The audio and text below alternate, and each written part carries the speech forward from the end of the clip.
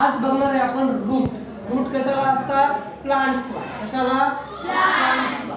तर जे काही पार्ट कोणाचा? प्लांट्सचा पार्ट कुठे वाढत जातो? ग्रो मीन्स वाढणे. कुठे वाढत जातो?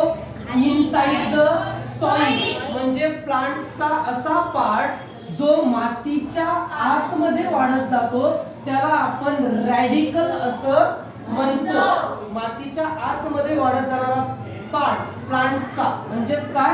रॅडिकल असं आपण त्याला म्हणतो.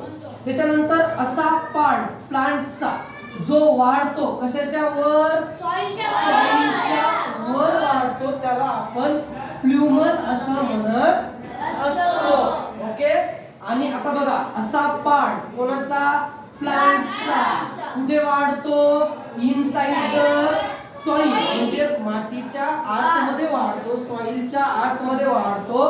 कशासाठी? प्लांट्सला सपोर्ट देण्यासाठी. त्याला आपण रूट असं म्हणत असतो. समजलं?